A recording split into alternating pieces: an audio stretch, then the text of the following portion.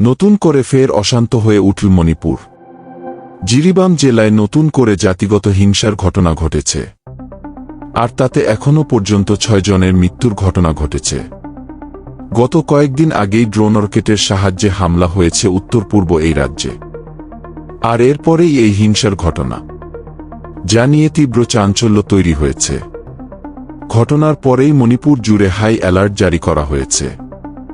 মোতায়েন করা হয়েছে অ্যান্টি ড্রোন ফোর্স, সেনাবাহিনীকেও সতর্ক করা হয়েছে। পাশাপাশি জিরিবাম জেলায় যে কোনো জমায়েতের উপর নিষেধাজ্ঞা জারি করা হয়েছে।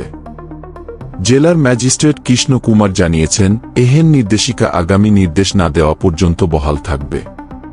পাশাপাশি একজোট হয়ে যাতায়াত কিংবা অস্ত্র নিয়ে চলাফেরার উপরেও নিষেধাজ্ঞা জারি করা হয়েছে বলে জানা যাচ্ছে। বলে রাখা প্রয়োজন, গত প্রায় 1.5 বছর ধরে উত্তপ্ত মণিপুর, শতাধিকেরও বেশি মানুষের মৃত্যু হয়। এখনও পর্যন্ত বহু মানুষ ঘর ছাড়া। দিনের পর দিন জারি রাখা হয় কারফিউ।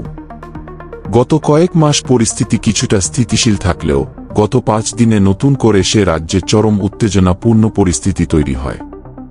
শুক্রবার রাতে এক বৃদ্ধকে হত্যার কয়েক ঘণ্টা পরে উত্তেজিত জনতা ইম্ফলে মণিপুর রাইফেলসের 2 ও 7 নম্বর সদর দফতর থেকে অস্ত্র লুটের চেষ্টা করে, যদিও নিরাপত্তা বাহিনী সেই চেষ্টা ব্যর্থ করে দেয়।